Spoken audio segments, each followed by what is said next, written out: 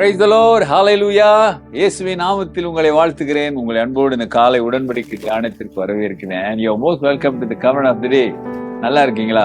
கர்த்தர் பெரியவர், அவர் போதுமானவர். And today is 29 August 2025 Friday, வெள்ளிக்கிழமை. வாங்க, இன்னைக்கு விசேஷமான எழுப்புதல் சுகமளிக்கும் ஆராதனை. கர்த்தர் உங்களை நடத்துவார், பேசுவார், ஆசீர்வதிப்பார், நன்மையாலும் கிருபையினாலும் முடிசூட்டுவார். சரி, நம்ம மார்க் 5ஆம் அதிகாரம் 6வது வசனத்தை பார்க்கிறோம். இன்னைக்கு இவ்வளவு நேரம் 2-3 நாளா மார்க் 5ஆம் அதிகாரம் இன்ட்ரடக்ஷன் மாதிரி கொடுக்குறாங்க. என்ன கொடுக்குறாங்க? இயேசு படகுல இறங்கி போறாரு. அங்க ஒரு அசுத்தாய் பிடித்த ஒரு மனிதன் இருந்தான். அவனை பற்றி introduction about that man who are possessed. ஆமாதாங்களே, அவன் செயினில் கட்டி வச்சிருப்பாங்க. ஆனால் தன்னை தானே அடித்து கொள்வான், காயப்படுத்தி கொள்வான். யாராலும் அவனால் அடக்க முடியாத ஒரு நிலையில அசுத்தாவியினாலே இருந்தான் என்று இப்ப இயேசுவை அவன் காணுகிறான். அதான் அந்த வசனம் பாருங்களேன், மார்க் 5:6. மார்க் 5:6. அவன் இயேசுவை தூரத்திலே கண்டபோது ஓடி அவரை பணிந்து கொண்டான். When he saw Jesus from far, he ran and worshipped him. Who? The man who possessed. யாரு இயேசுவை பணிந்து கொண்டாராம்? அசுத்தாவினாலே ஆட்கொண்டிருந்த அந்த மனிதன். இவ்வளவு நேரம் ஒரு 2-3 நாளா பார்த்தல அந்த மனிதன் எப்படிப்பட்டவன் என்று நம்முடைய பைபிள்ல மார்க்கு எழுதினாரு. அந்த மார்க்கு அவனை பற்றி விளக்குகிறார். இப்படிப்பட்ட ஒரு மனுஷன் அவன்.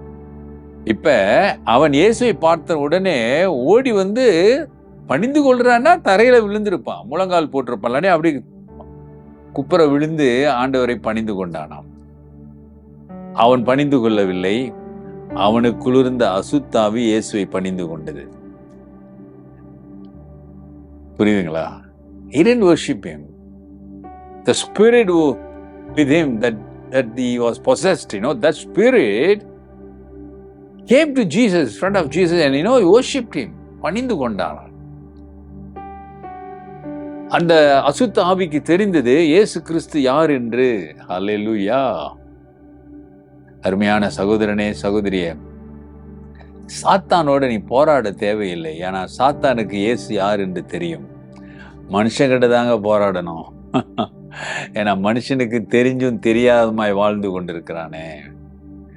ஆனா சாத்தானுக்கு தெரியும் இயேசு யார் என்று. இயேசுடைய நாமம் என்ன செய்யும் என்று அவனுக்கு தெரியும். இயேசுவை கண்டவுடனே இந்த அசுத்தாவி பிடித்திருந்த மனிதன் மோசமான ஒரு நிலையில இருக்கிறான். He is possessed by the evil spirit. அவராலே இந்த சாத்தானை என்ன செய்ய முடியும் என்று அவனுக்கு தெரியும். அவருடைய வல்லமை, அவருக்கு இருக்கிற சக்தி, அவருக்கு இருக்கிற அதிகாரம், everything he knows, the power and authority, everything he knows, the devil knows. That's why he came and worshipped him. அதனால தான் அவன் பணிந்து கொள்ளுகிறதை பார்க்கிறோம். சாத்தானுக்கும் மனிதனுக்கும் வித்தியாசம் தெரிகிறதா? மனிதனை தன் சாயலாய் படைத்தார். ஆனா அவரை ஆராதிக்க ரொம்ப யோசிக்கிறான். உண்மையாயிருக்க, மனம் திரும்ப, அவரை மகிமைப்படுத்த பின்வாங்கி போய்விடுகிறான். ஆனால் சாத்தானோ இயேசுவை கண்ட உடனே பணிந்து கொள்ளுகிற. ஆச்சரியமா இருக்கிறது. எனக்கு மிகவும் ஆச்சரியம். சாத்தான் இயேசுவை கண்டவுடனே பணிந்து கொள்கிறான். He bowed and worshipped him. அருமையான சகோதரனே, சகோதரியே, தன்னை எல்லாரும் ஆராதிக்க வேண்டும் என்று இந்த உலகத்தையே ஆட்கொண்டு வழி நடத்தி கொண்டு வருகிற சாத்தான் இயேசுவை கண்டபோது அவன் பணிந்து கொள்ளுகிறான். ஏன்னா அவனுக்கு தெரியும், he is the creator. அவர்தான் படைத்தவர், படைப்பாளி, அவர்தான் எல்லாம் என்று அவனுக்கு தெரியும். ஆல்பா ஒமேகா, ஆதி அந்தம், வார்த்தை என்று அவனுக்கு தெரியும். அவரை ஏற்றுக்கொண்டு அவரை ஆராதிக்கிற சகோதரனே, சகோதரியே, உன்னை பார்த்து நான் கேட்கிறேன், உனக்கு தெரியுமா? உன் முழு மனதோடு அவரை பணிந்து கொண்டு ஆராதிக்கிறாயா? உன் வாழ்க்கையில் ஆண்டவருக்கு விருப்பமான கனிகள், நிஜமான கனிகள் இருக்கிறதா? யோசித்து பாரு. இங்கே சாத்தான் இயேசுவை பணிந்து கொள்கிறான். பிறகு என்ன நடக்குதுன்னு பார்ப்போம். சரிங்களா? கர்த்தரை பணிந்து கொள்ளுங்கள், கர்த்தர் பெரிய காரியங்களை செய்வார். ஜெபிப்போம். பரிசுத்தமுள்ள ஆண்டவரே, இந்த காலை வேளைக்காக நன்றி ஆண்டவரே. உம்மை அறியாதவர்கள் உம்மை அறிந்து கொள்ள கர்த்தாவே, உம்மை ஆராதிக்காதவர்கள் உம்மை ஆராதிக்க எல்லா தடைகளையும் நீங்க எடுத்து போட்டு ஆசீர்வதிங்க.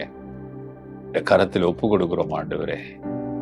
உணர்வுகளை கொடுங்க, எண்ணங்களை கொடுங்க, நல்ல எண்ணங்களை கொடுங்க, பரிசுத்தத்தை கொடுங்க, உங்களை மகிமைப்படுத்தக்கூடிய சிந்தனையை கொடுங்க, ஆசீர்வதிங்க. இயேசுவின் நாமத்தில் பிதாவே, ஆமேன், ஆமேன்.